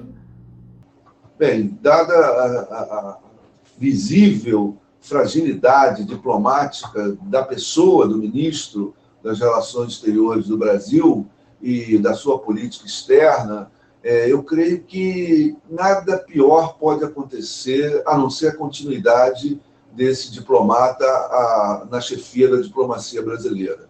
No entanto, eu creio que se mantendo o atual governo no poder, com a atual correlação de forças, que é muito provável que ocorra, e até a possibilidade de que o atual governo consiga ampliar a sua atuação institucional, se eventualmente ganhar a disputa pelo controle da Câmara e do Senado, né, através de seus candidatos para presidir as duas casas, vai ser indiferente a saída desse diplomata, porque o estrago que ele causou não vai ser consertado, né, por um sucessor dentro desse governo. Vai ter que ser feita uma mudança radical da política externa, e essa mudança radical, uma mudança de rumos, de orientação, não será feita por nenhum sucessor indicado pelo atual governo. Ele certamente receberia ordens para manter as linhas gerais. Talvez o que ocorresse seria uma mudança de discurso, mas o estrago e as posições que ele perdeu para a economia brasileira, principalmente, não só politicamente, e como nós comentamos na primeira resposta, eu creio que não vai ser compensado nesse momento, até porque os governos com os quais o Brasil se indispôs não estão lá muito mais preocupados em fazer qualquer tratativa séria com o atual representante do presidente Jair Bolsonaro. Nesse sentido, eu creio que é possível que o chanceler se mantenha no cargo, não é uma impossibilidade, mas não acho que vai fazer grande diferença se ele sair, apenas a figura dele desaparece, aparece um novo personagem, mas sem contribuir em nada para a necessária mudança da política externa brasileira. Outra expectativa que nós temos para esse ano, Bernardo, é em relação à troca de governo nos Estados Unidos, com a chegada de Joe Biden à presidência, que se dará em 20 de janeiro. Tudo isso depois de um processo eleitoral conturbado, onde o Donald Trump se recusava a aceitar a derrota. Depois de todos esses acontecimentos de fim de ano, Bernardo, você acredita em uma transição de governo pacífica lá nos Estados Unidos? Ou o Trump ainda pode tentar algo para se manter no poder? O governo do presidente Donald Trump já está encerrado.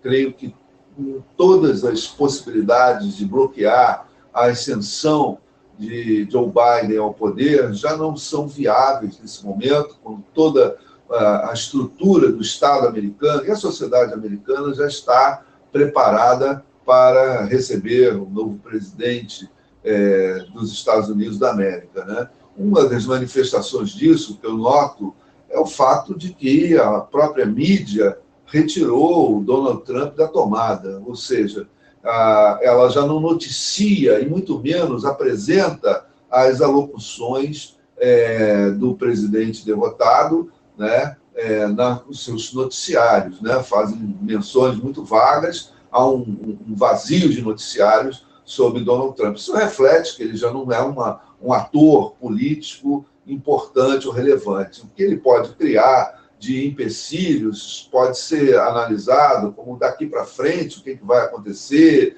se ele é candidato, enfim. Como ele é um personagem muito bipolar, fala uma coisa, retorna, faz outra coisa, enfim, não dá para esperar constância. Esse procedimento foi usual durante todos os seus 4 anos de mandato. Eu creio que o que é importante nesse momento é já começarmos a elaborar e avaliar o que será o governo de Joe Biden, né?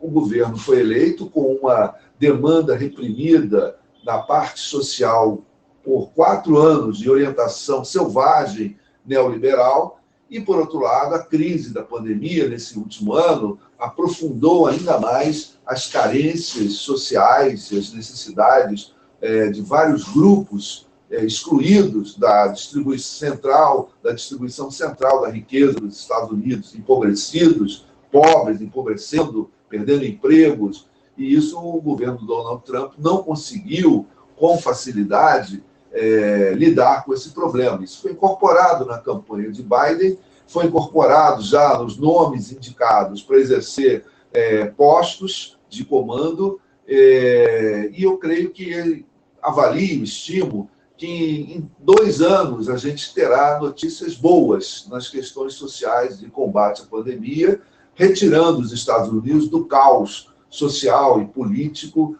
que o Donald Trump legou durante os seus anos de governo.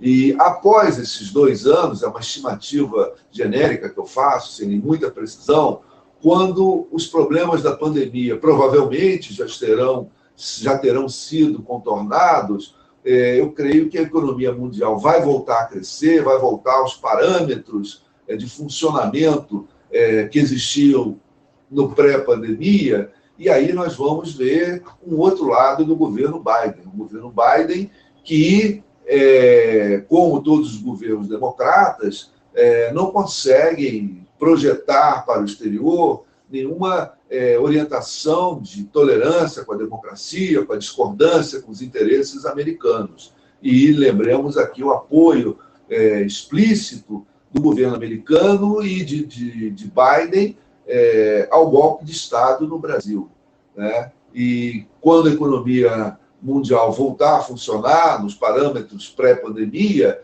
a competição dos países vai ser muito intensa por recursos, por mercados, por investimentos, e muito embora adotando uma política mais moderada no discurso e talvez adotando políticas multilateralistas ao invés das unilateralistas do atual presidente ainda em exercício nos Estados Unidos, o governo Biden vai se tornar um governo democrata, como tem sido nos últimos 40 anos, com pouca atenção às questões sociais. E no caso da América Latina, o que nos interessa diretamente é o bloqueio selvagem que se manteve e até se aprofundou durante a pandemia contra a economia cubana e contra a economia venezuelana.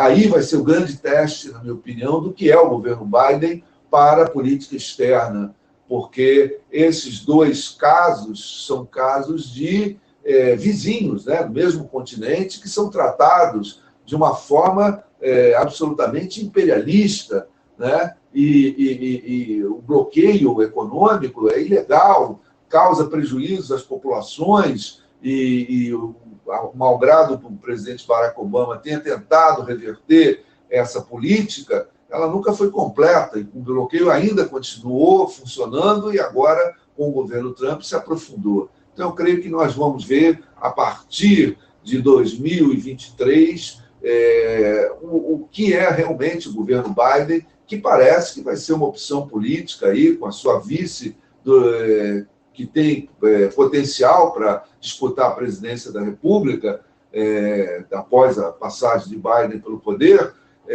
parece ser um ciclo longo de governos democratas. Então, eu creio que a expectativa de análise deve ser feita nessa direção.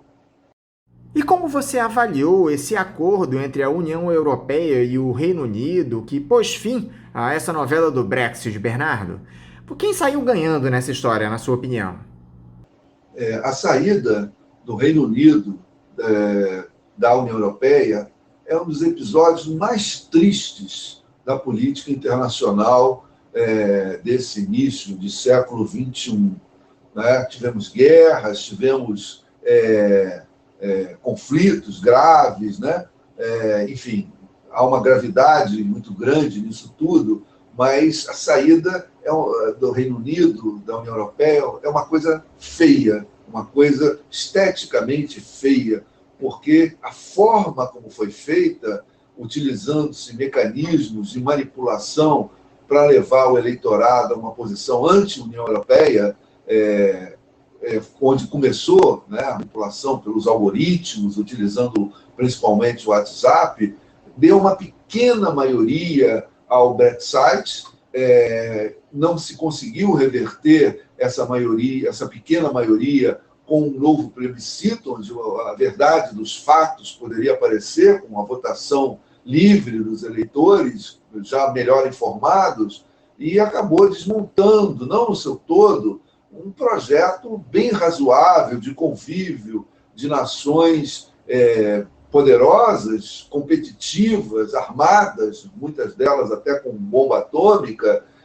produto da Segunda Guerra Mundial, da tentativa bem-sucedida de pacificação da Europa depois de séculos de guerra. Desde que a Europa construiu estados nacionais, ela vive em guerra. E duas dessas guerras se tornaram guerras mundiais. Outras guerras, no século XIX, também eram guerras europeias lutadas na Ásia, na África, na América Latina também. Enfim, essa unificação trouxe benefícios, trouxe soluções, trouxe o segundo maior mercado consumidor do mundo, a União Europeia. Não é nenhum dos estados independentes da União Europeia. O primeiro é a China, o segundo é a União Europeia e o terceiro os Estados Unidos. Então, trouxe um poder positivo, um poder político, e tonificou a paz e a política internacional no pós-guerra. Então, a saída foi feita de uma forma artificial, no meu entendimento, mas ela é fato, né? E as negociações também demonstram o Reino Unido tentando, de toda forma, manter privilégios dentro da União Europeia, mas não fazendo parte da União Europeia, ou seja, fazendo poucas concessões, porque a economia britânica é uma economia globalizada, foi a primeira economia globalizada no mundo, tem muitos laços na Ásia, na África, na América Latina, né? Então, eles tentaram manter privilégios e não queriam conceder nada para a União Europeia. Então, foi uma negociação também muito difícil, acabou que o tempo esgotou a negociação, acabou impondo fatos e o Reino Unido saiu e ficaram questões pendentes a ser resolvidas, né? Então, mais do que quem ganhou ou quem perdeu, eu creio que todos perdemos e estimo que a opção de saída do Brexit é um equívoco, porque o Reino Unido faz um cálculo. Nós vamos ser um dos grandes aliados dos Estados Unidos dentro do mundo europeu. E me parece que a Alemanha também é um grande candidato a ser esse aliado do mundo europeu, porque a Alemanha simplesmente é o economicamente mais importante país da União Europeia. É a locomotiva do trem, é a grande indústria. Então, os Estados Unidos podem muito bem, ao olhar para a Europa, não olhar para o Reino Unido, e se a Escócia sair do Reino Unido e voltar a se tornar um país independente, um país vinculado à União Europeia, vai enfraquecer ainda mais essa opção que foi feita nesse plebiscito artificial. Então, é um risco, não é um risco enlouquecido, não é uma aventura, mas ainda assim é um risco sair da União Europeia em nome de um isolacionismo que a própria União Europeia ensinou que já não se faz mais assim política internacional. Enfim, temos que aguardar os episódios para ver como é que vai os desdobramentos, que agora é fato consumado. O Reino Unido não faz parte mais da União Europeia. Eu queria abordar com você também, Bernardo, dois temas que provocaram alguma polêmica no fim do ano passado. Primeiro, aquela decisão da Justiça da China de condenar a 4 anos de prisão a jornalista e ex-advogada Zhang Zhan, que cobriu a pandemia de Covid-19 em Wuhan, divulgando nas redes sociais a situação dos hospitais da cidade.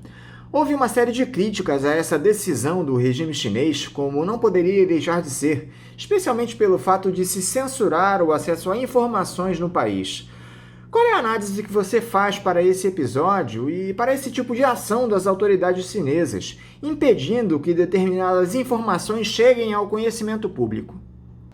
Existe sobre a China o que eu chamo de agenda liberal, né? Se olha para a China com um olhar liberal e medindo a China no esquadro, na régua, de que eles não são liberais, porque eles estão errados porque não são liberais. Em primeiro lugar, porque são chineses, então é normal, o Oriente. Em segundo, porque são comunistas. Então, essa visão estereotipada e até racista sobre a China é uma visão que leva, quase que no piloto automático, a tratar tudo que ocorre na China como sendo produto de erros, de ditaduras e coisas do gênero. E acaba também criando os seus heróis, os seus mitos, O episódio envolvendo essa ex-advogada, veja bem, ela não é jornalista, ela agiu como jornalista, foi alçada ao posto de jornalista, e antes de ser chamada de jornalista, ela é uma ex-advogada. Então, isso tudo nos coloca uma questão de como lidar com fatos, e nesse momento, fatos vindos da China, e nesse momento tudo é muito drástico por causa da Covid-19. Eu creio que o grande projeto da agenda liberal da China, que não está dando certo, muito embora eles tenham pensado um elemento ou outro para, mais uma vez, criar uma fantasia sobre o que ocorre na China, eu acho que o grande projeto deles era transformar a pandemia, sendo chamada de vírus chinês, o Covid-19, transformar essa pandemia numa espécie de Chernobyl chinês, né? O momento da catástrofe do modelo econômico soviético foi Chernobyl, e talvez essa fosse a expectativa de que a Covid fosse essa catástrofe, ao atribuir-se que é um problema chinês, que surgiu da China, que a vacina isso, e, enfim, toda uma série de preconceitos que ocorrem. Uma busca razoável no Google, escrevendo jornalista chinesa presa, vai encontrar matérias que desdizem tudo o que a maioria do mainstream, a maioria da mídia oficial corporativa trouxe sobre essa militante. Ela interferiu na vida, na política chinesa de controle da pandemia, expôs pessoas, ela é uma militante de orientação religiosa cristã, ela procurou interferir de forma irregular na vida chinesa e no combate à pandemia. E é por isso que ela foi presa pelas autoridades. Muitos jornalistas aqui no Brasil também fizeram isso e não foram molestados, mas essa não é a atitude correta. O isolamento social, que ela condenou como sendo uma espécie de prisão típica do comunismo, é a única medida de combate à pandemia efetiva antes do surgimento da vacina. Então, ela cometeu, para as leis chinesas, crimes, e ela já vinha tendo esse tipo de atitudes ao longo dos últimos anos. Então, não se deve comprar essa versão de que houve cerceamento da liberdade de expressão, coisa e tal, porque ela exprimiu a sua opinião pelas redes sociais, ela não é jornalista, está sendo tratada como tal, ela é uma lutadora política e confrontou um sistema. Se isso é válido ou não, se é justo ou não, é nessa ótica que tem que ser vista. Mas o fato é que ela, perante a arma que ela transformou a questão da pandemia, ela recebeu uma resposta. Então, não creio que a gente deva se impressionar com essa condenação, porque ela cometeu crimes que estão sendo cometidos em muitos países dos ocidentais, que favorecem a expansão da pandemia, não estão sendo punidos. Então, não creio que essa deva ser uma preocupação nossa em preocupar-se com a liberdade de expressão da China. Não nesse caso, certamente.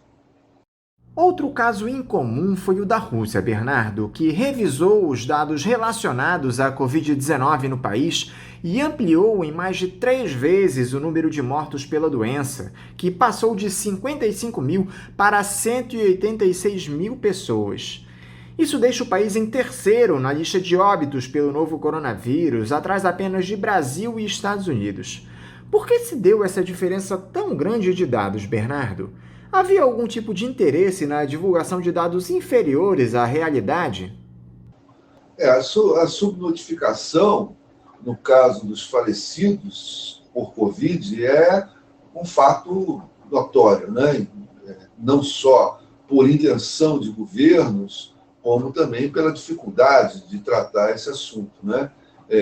Porque mortos por síndrome respiratória são quase certamente casos de Covid, mas não havendo comprovação, não dá para contabilizar. 3 exceções que eu aponto aí, que mostraram que é possível o controle da Covid com isolamento social, que são Tailândia, Vietnã e Cuba. O número de mortes é muito pequeno e provavelmente não há subnotificação, mas o isolamento social foi muito importante, muito efetivo nesses 3 casos. A China também, mas a China é muito grande, e então há acusações de que a China promoveu subnotificação e provavelmente só depois da pandemia que nós vamos ter mais informações sobre isso. Nesse sentido, a Rússia já aponta esse número, que mais que triplica o número de pessoas mortas por Covid, né? E isso é feito no momento que a vacina russa já está sendo aplicada, já foi testada, já tem comprovação da sua efetividade. Então, fica uma dúvida se a Rússia realmente esperou a vacina entrar em funcionamento para dar os números exatos ou se foi um fato da dificuldade de lidar com isso tudo.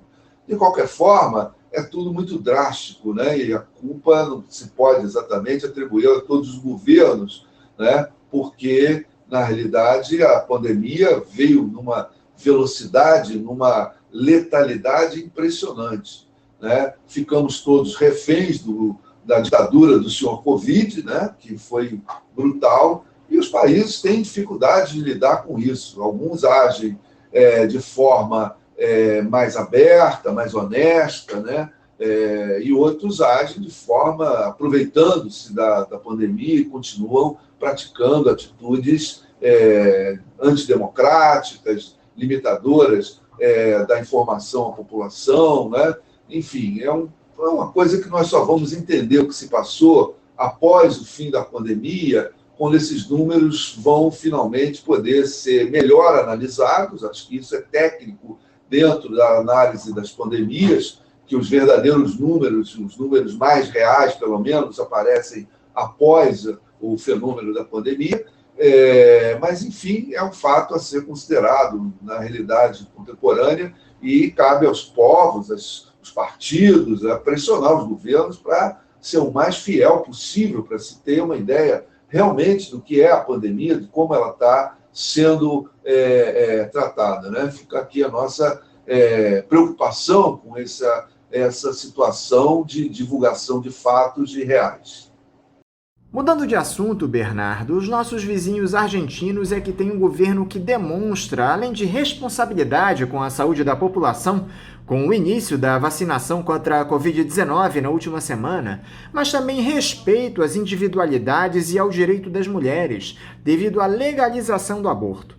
Para a imunização, o governo de Alberto Fernandes está usando justamente a vacina desenvolvida pelos cientistas russos, a Sputnik V, que o Jair Bolsonaro praticamente descartou aqui no Brasil. Aliás, ainda não há sequer previsão para o início da vacinação aqui no país. Eu acho que esses exemplos deixam bem claras as diferenças na atuação entre as gestões dos dois países, Bernardo.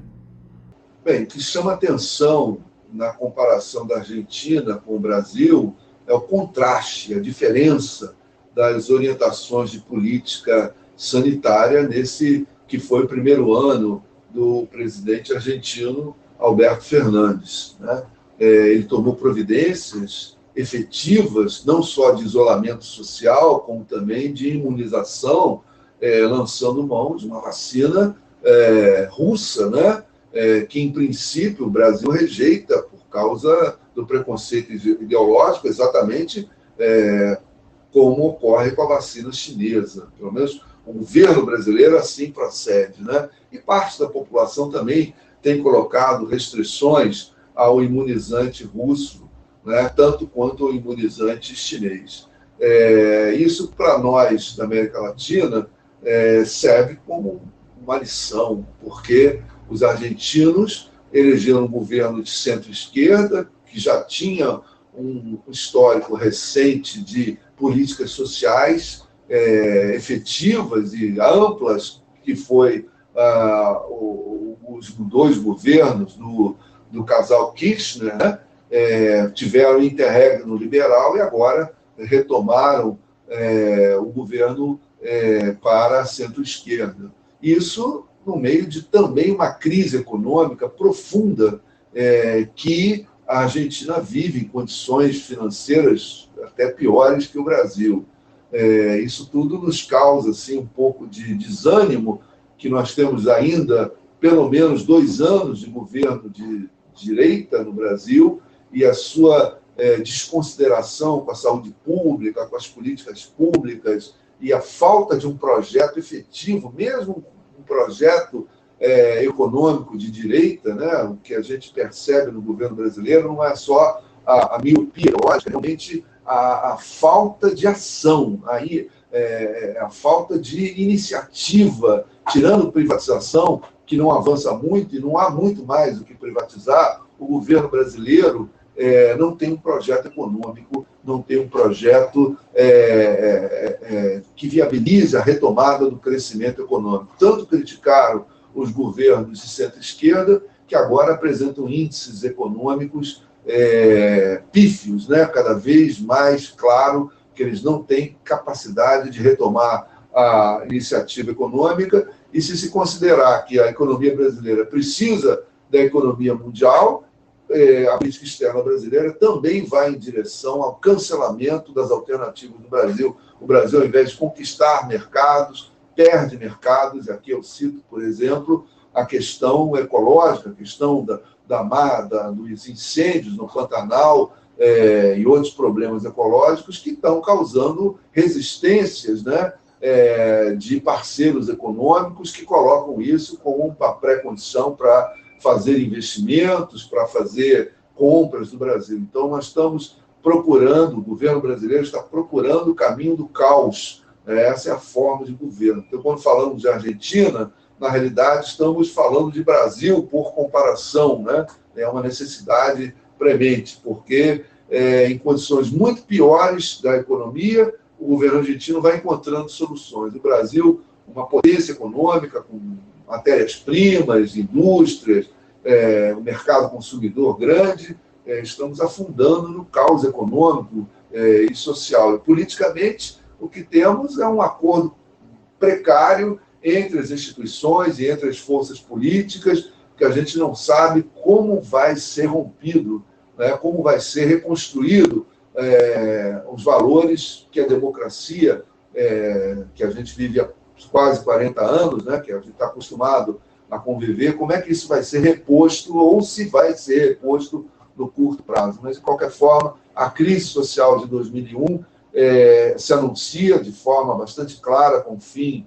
do abono emergencial, e teremos tempos difíceis pela frente. Não é uma avaliação otimista que eu tenho da realidade brasileira no momento. Bernardo Kocher, mais uma vez, muito obrigado por esse diálogo conosco no primeiro programa do ano. Eu quero te desejar um ótimo 2021, um bom dia de trabalho e te deixar aqui também o meu abraço. Bem, Anderson, obrigado pelo convite. A família Faixa Livre, eu desejo um feliz ano de 2021, com muita vacina e muito crescimento econômico, e até a próxima vez. Conversamos aqui com o professor de História Contemporânea da Universidade Federal Fluminense, a UF, Bernardo Kocher. E vamos encerrando esse primeiro programa do ano. Eu quero desejar a vocês um ótimo 2021, cheio de conquistas, com muita saúde, e que a vacina venha o mais rápido possível para o nosso país. Um abraço a todos vocês e eu aguardo vocês todos amanhã, a partir das 8 da manhã, para mais uma edição do programa. Até amanhã e um abraço!